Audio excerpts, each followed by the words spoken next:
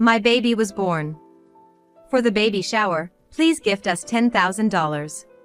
What? Startled by Catherine's carefree tone, I couldn't help but speak out loud. It had been years since I last spoke with Catherine. After what happened. Despite that, her wanting me to celebrate is just crazy. When I shared this with my husband, Nigel, he surprisingly suggested, let's both go and give the baby shower gift. This was absurd. But Nigel seemed to have a plan. So, I agreed to go with him to Catherine's house. It was a reunion with Catherine after such a long time. We greeted her with smiles. Congratulations on your baby, Catherine. Here's our gift for you. Nigel said, handing her a piece of paper with a smile. Catherine's face turned pale the moment she saw it. What is this? Catherine turned pale. We meet again, Miss Catherine Jones. Nigel said as he removed his hat and smirked. Seeing Nigel clearly, Catherine's eyes widened in shock. You are... She then started trembling pitifully. I'm Margaret Harris. Just turned 30. My husband, Nigel, is 35. And we have a 4-year-old daughter, Susan. We live together as a family of 3. Our life is ordinary and peaceful, but it wasn't always smooth sailing. This is my second marriage. My first marriage was about 5 years ago. Susan is my daughter with my ex-husband, Simon. Simon remarried too. To my sister, Catherine. Catherine is a year younger than me, 29. Given our close ages, we should have remained reasonably close even as adults. However, I haven't been in contact with Catherine for a long time. After what happened, it's understandable. People unaware of the situation often say things like, sisterly fight? Make up soon. But what Catherine did to me isn't something I can just let go of easily. What happened between us sisters? There were complex circumstances involved. As kids, Catherine and I were just like any other sisters. The change started when Catherine entered middle school. She realized she was pretty. She became interested in fashion, hairstyles, and started dieting. Her studies took a back seat. Catherine often got scolded by our parents and teachers. And my existence was a pressure for her. Not to brag, but I was good at academics. Which made her even more irritable when compared to me. I did my best to support her. I asked our parents not to be too hard on Catherine and even helped her with her studies at times. But it seems like things you're not interested in just don't stick. Her grades didn't improve, and Catherine dove deeper into beauty and fashion. She even started doing makeup and became a reader model for magazines by the time she was in high school. Catherine's social circle became quite flashy. Yet, she still looked up to me. Margaret, top of your class again? You're so smart, I really admire you. I brag about you to all my friends. She would say, always speaking kindly of me. Eventually, I got into a prestigious university. A year later, Catherine went to a beauty school. It was around that time when something happened that made me suspicious. I was at a cafe near the train station, working on an assignment, when I heard a familiar voice. It was Catherine and her friends. I remember she mentioned using this cafe sometimes. I felt awkward but decided to stay, as they couldn't see me from where they were sitting. After a while, one of Catherine's friends said, "Isn't this cafe near the university your sister goes, right? She must be really smart." What Catherine said next was unbelievable. "Oh, you mean that plain, nerdy loser?" I couldn't believe my ears. But it was undoubtedly Catherine's voice. Wow, Catherine, that's harsh. Are you guys not close? Not really. We just get along on the surface. She doesn't care about fashion, just buries herself in books all day. She looks so dorky. I'd hate to run into her in town. She's always studying hard, getting praised by teachers and parents, so she must be happy, even if she looks dorky. Catherine laughed. I was frozen, shocked and angry at what I had heard. After that, I returned home quite late. Catherine was acting as usual when I got home late. Welcome back, Margaret. You're late. Were you studying at the library again? You're such a hard worker. I was confused. Which one was the real Catherine? I didn't have the courage to confront her about what I heard. So, we continued on as if nothing had changed. But I couldn't shake off the feeling of unease. After graduating, I decided to move out when I got a job, reducing my contact with Catherine. Time passed, and I turned 25.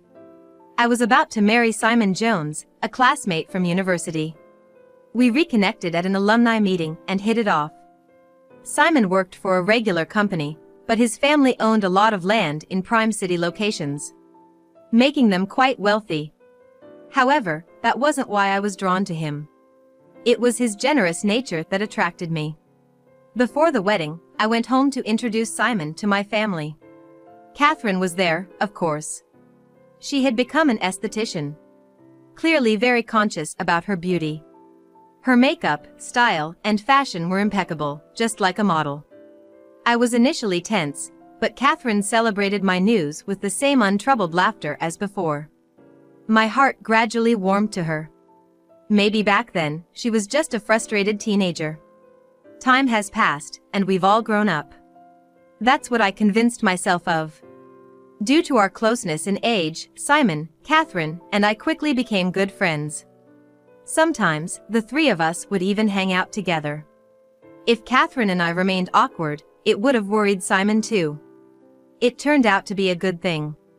After marrying Simon, I soon became pregnant. I had decided to go back to my parents' place for the birth. So, I consulted with them and started visiting a nearby hospital. It was a busy time. I had severe morning sickness and had to be hospitalized for a while. My parents visited, but I rarely saw Simon and Catherine. But I was too sick to worry about that. I had no energy to worry about what was going on around me. In hindsight, I wish I had been more observant then. If I had, I might have noticed something. And then, I went into labor. I gave birth to a healthy baby girl, Susan. But my health didn't recover quickly. So I stayed at my parents' for a bit longer. Simon, busy with work, hardly visited, leaving us to communicate mainly through emails and phone calls.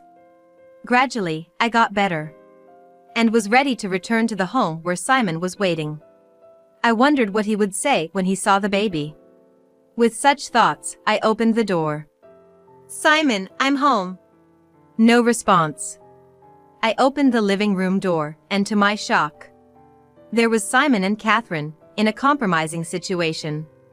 "What?" I was speechless. Simon hurriedly dressed, but Catherine seemed oddly calm. "What's going on? Margaret? This is a misunderstanding." "Welcome back, Margaret," Catherine said with a sly smile. "What do you mean, welcome back? Explain this."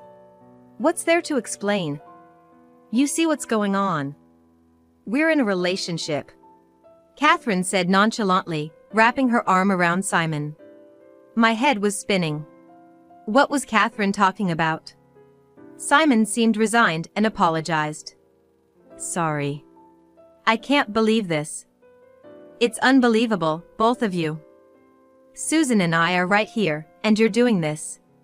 Confused and upset, I ran out of the house. But I had nowhere else to go. Reluctantly, I decided to take Susan back to my parents' house. While I was explaining the situation to them, my phone rang.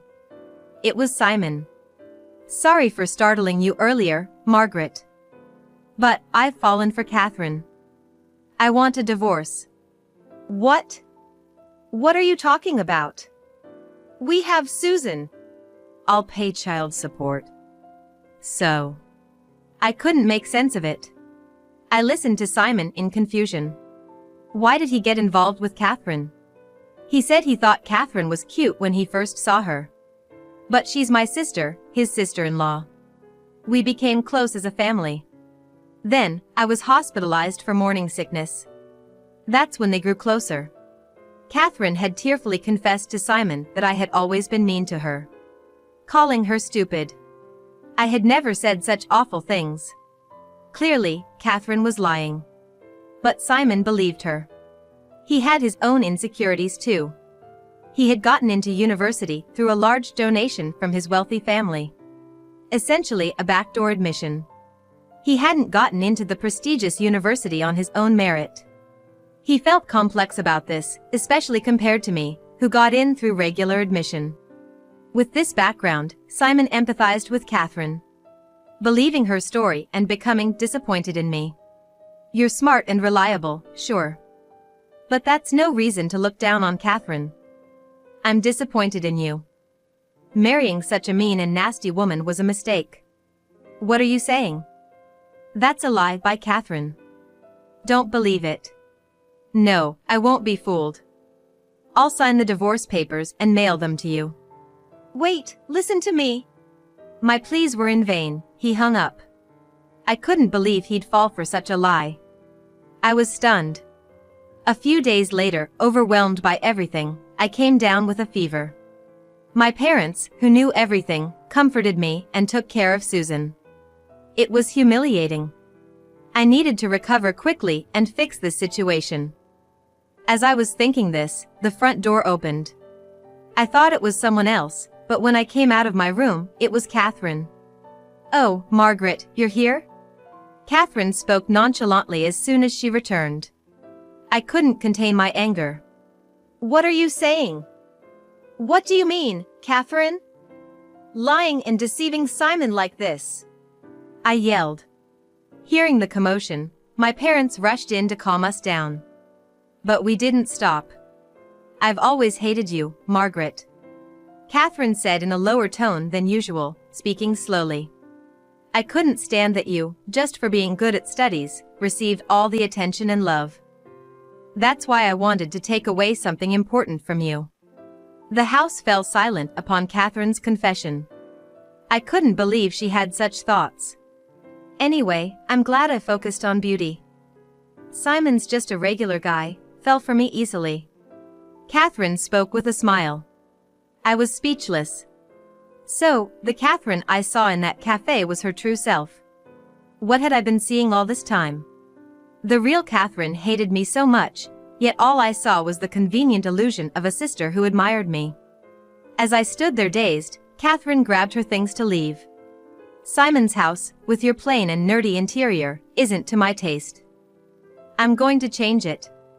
Apparently, she planned to stay at Simon's house. My parents tried to stop her, but Catherine left swiftly. I felt dizzy and had to sit down in the hallway. Then I heard my daughter, Susan, crying in the back room. I knew I had to comfort her, but I couldn't move. My parents helped me stand up. I don't remember much after that. I just didn't want to see Catherine and Simon's faces. After talking with my parents, we concluded that divorce was the only way forward. I cried. Not for myself, but for Susan. Simon didn't care about her at all. What a terrible father. But maybe it's better not to have such a father. That thought was one of the reasons I decided on the divorce. I quickly signed the divorce papers that were mailed to me and took them to the office. Thus, my first marriage ended unceremoniously. Fortunately, my parents were on my side. They harshly told Catherine not to come back home.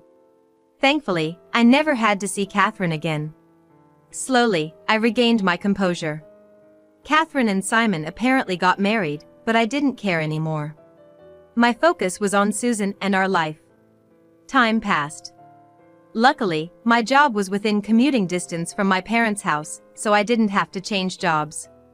I threw myself into my work. The alimony was paid regularly, but as a single mother, I needed to save as much as I could. I was a bit anxious. Maybe that's why people around me were worried.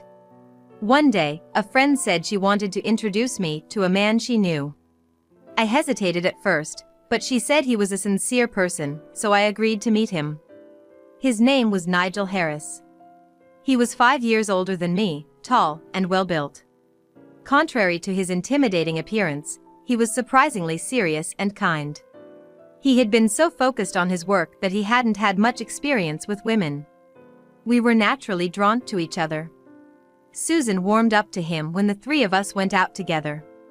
One day, Nigel said he wanted to protect Susan and me from now on. I was moved to tears by his words. We got married. And now we're living a simple but happy life as a family of 3. I thought I had no more ties with Catherine. But then one day, while relaxing at home, my phone rang. I instinctively answered it. Hey, Margaret, how are you? Hearing Catherine's voice on the other end, I felt a chill. I should have checked the screen before answering. Too late for regrets now. What do you want? I replied, trying to sound as cold as possible. I didn't want my peaceful life disturbed anymore. Then Catherine cheerfully said, I had a baby. For the baby shower, please gift us $10,000. What? After years of no contact, this was absurd. Especially asking for $10,000. I was outraged, but Catherine kept talking, oblivious to my feelings. She continued being an esthetician and had opened her own salon about 3 years ago. She got the land and building for her shop from Simon's parents, in a prime location. She boasted about how successful it was. Just showing off. I quickly ended the call, disgusted by her self-centeredness. Unbelievable. How could she dare call me after everything? I was still fuming. When Nigel came home late that night. He's been busy with work recently. But always makes sure to have dinner at home, valuing our communication as a couple. He's always said since our remarriage, I want you to talk about everything. Over dinner, Nigel said. What? You got a call from that sister of yours? She's running a salon now? Seems like it. She got help from my ex-husband, who was quite wealthy. What's her name now? Catherine. Catherine Jones. After I answered, Nigel paused for a moment, then said, I see, that explains it. What? What's up? Well, how about we both go and give a baby shower gift to Catherine's place? Nigel suggested with a mischievous smile. What? Why? I don't want to do that. Just trust me, I have a plan. Later, Nigel shared a fact and a proposal with me. I was shocked by what I heard. When the weekend came, after leaving Susan with my parents, Nigel and I arrived at Catherine's house. It was a large, impressive house. Welcome. Catherine greeted us at the door. Looking perfect despite having recently given birth. It's been a while. You haven't changed, Catherine, I said, forcing a smile. Then, Catherine said with a smirk. Of course. I never neglect my beauty routines, unlike someone else who got cheated on. Catherine was just being Catherine. I was irritated but kept my composure for now. She led us to her spacious living room. A baby was sleeping in a crib. Look, this is my daughter, Maria.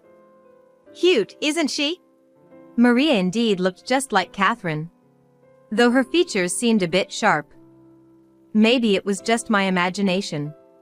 So, about that thing? Catherine gestured for money with her hand. How brazen can she get? Just as I was about to retort, Nigel put his hand on my shoulder. Nice to meet you. I'm Margaret's husband, Nigel, he said, with his hat pulled down over his eyes. Oh, hello, Catherine muttered, uninterested. Nigel then swiftly pulled out a piece of paper. This is our gift for the baby shower. Congratulations, Catherine. Catherine's face turned pale the moment she saw the paper. What is this? She exclaimed, going white. Nigel then promptly took off his hat. Nice to meet you again, Miss Catherine Jones. I'm Nigel Harris from the Metropolitan Police Department. Recognizing Nigel, Catherine's eyes widened in shock. You, the detective who visited my salon? She started trembling. The baby shower gift Nigel had given was actually a search warrant. It was permission from the court to search and seize property at her home. Catherine was visibly shaken. It turned out she had been committing fraud at her aesthetic salon, tricking customers into buying dubious products with false promises of guaranteed weight loss. and signing them up for expensive and ineffective treatment plans without proper explanation. She kept repeating such actions. Despite initial warnings from consumer protection agencies, Catherine didn't listen. And the situation worsened, with more victims. And even more aggressive tactics like forcing contracts and filling out application forms without consent. Multiple complaints were filed, prompting the police to raid her salon. Nigel was the officer in charge. Nigel's profession is a police officer. However, Catherine had cleverly hidden evidence at her salon, making it difficult for the police to catch her. This was why Nigel had been coming home late lately.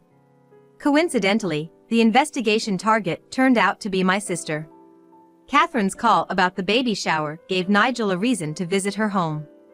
Fearing that going as a police officer might raise her guard, he decided to use the baby shower visit to his advantage. Thus, Nigel kept his identity hidden until the last moment, successfully entering Catherine's house.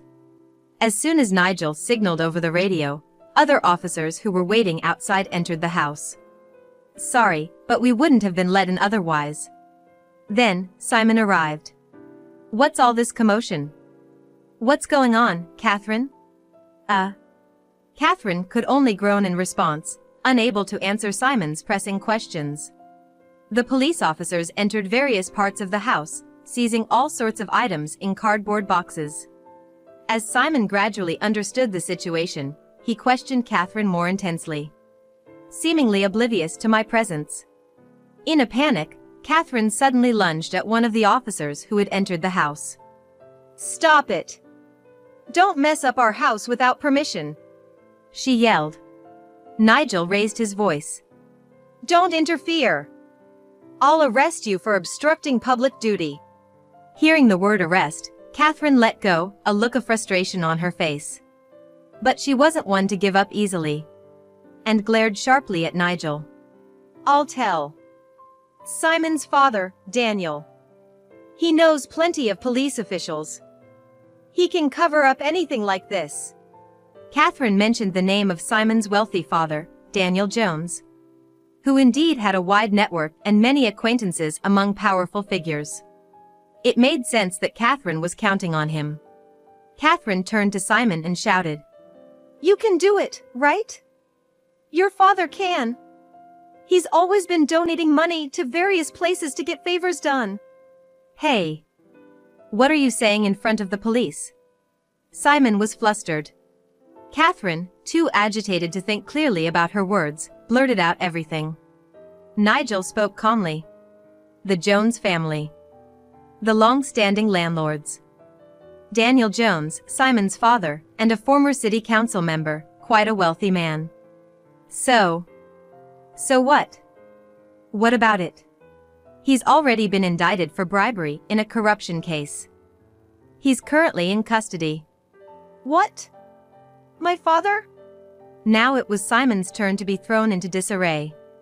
The Jones family, despite their wealth, seemed to be mired in corruption. Simon's backdoor university admission suggested a tendency to solve everything with money. Why is your father involved in such a thing? I don't know. But Catherine, you were committing fraud at your salon? Shut up, not now. The two began a heated argument. Amidst the chaos, I calmly addressed Catherine. Why don't you just accept it? It's embarrassing. What did you say? You lied again. For years ago, you fabricated stories about me to Simon, trampling on my heart. And now, you're deceiving your customers for your own gain. No matter how beautiful you are, your heart is ugly, the lowest of the low. You! As Catherine opened her mouth to retort, a police officer's voice came from the back room. We found the business computer. Damn. Likely, that computer contained the evidence. Catherine bit her lip in frustration.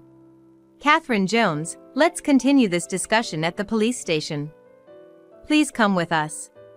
Catherine's face fell in despair, seemingly out of energy to resist. When brought to the station, Catherine initially denied the fraud charges. However, when the data on the computer was analyzed, evidence was found. Catherine was arrested. The charges were extensive, including fraud, coercion, and forgery of private documents. Catherine's salon, opened about 3 years ago, had apparently been in the red from the start. She had aggressively promoted products to secure even a little revenue. But she didn't want anyone to know about her dire financial situation. Having boasted about opening the salon, she felt compelled to claim it was thriving. Her sudden demand for $10,000 from me was likely just a desperate attempt to cover the salon's deficits under the guise of a baby shower gift. The number of victims who filed complaints against Catherine was in the dozens. Her salon sank further into debt due to liability for damages and eventually closed, leading to bankruptcy. Simon and his family, who had invested capital, were furious. And Simon naturally divorced Catherine. But Simon's household was no longer secure either. Simon's father, Daniel Jones, had also been arrested for bribery. Simon's family was scrambling for money and had to let go of all the land they owned. Simon originally worked at the real estate company run by his father. However, with his father's arrest, the company's control shifted to executives outside the Jones family. Simon was forced out of the company. He later found a job at a completely unrelated company through his connections. But it seems he is now struggling with demanding, low-paid work and having a hard time adjusting to the unfamiliar job. In such a state, he was obviously unable to take care of a child. Maria, the daughter of Catherine and Simon, was temporarily placed in a child welfare facility. It was unfortunate that Maria was born into such a family. As I reflected on the tumultuous days, I realized something. Months later, I attended Catherine's trial to see if she had shown any remorse. It felt like my final duty as her sister. But reality was not so kind. In court, Catherine kept repeating, "I'm not wrong," denying all the evidence of fraud. "I only helped the customers who wanted to lose weight and be beautiful," she argued. Her face was marked with dark circles. And her hair was unkempt. The once meticulously maintained beauty was nowhere to be seen. It seemed her lifestyle had finally taken its toll on her appearance. Catherine looked truly pitiful. I watched Catherine and thought back on everything that had happened. It all started with her jealousy of me. But I had never said anything mean to her. Our parents, initially upset with Catherine's lack of interest in studies, eventually stopped scolding her. Catherine had let her own complex feelings distort her perspective. Over time, she began lying casually. These lies continued, eventually becoming her own truth over the real facts. Now, Catherine is just continually looking away from reality. She's fabricating twisted facts, not thinking for a second that she's in the wrong. And this is the result. Poor Catherine. Eventually, the verdict was given. Due to the severity of her actions, she received a 3-year prison sentence without probation. It was only to be expected. Yet, I can't help but hope she will come to her senses. I wish she would consider, even a little, the pain of those who suffered because of her lies. I hope she can take a good, hard look at herself while in prison. Months later, on a certain holiday, Susan, Nigel, and I were at the park. We spread out a picnic on the grass, enjoying a light picnic atmosphere. "Let's eat sandwiches quickly. I want the tuna one." "Hey, Susan, leave some for your dad," Nigel said, and Susan laughed happily. We were back to our happy, normal life. Thinking back, the family I grew up in was also a peaceful one like this at first. If there's one thing I've learned from all this, it's that I'm not perfect either. I have moments of envy too. But rather than hurting someone with petty jealousy, I want to cherish feelings of compassion for others and focus on the small joys of everyday life. That way, I won't be consumed by negative emotions. Watching Susan and Nigel happily eating their sandwiches, I silently wished for these peaceful days to last forever.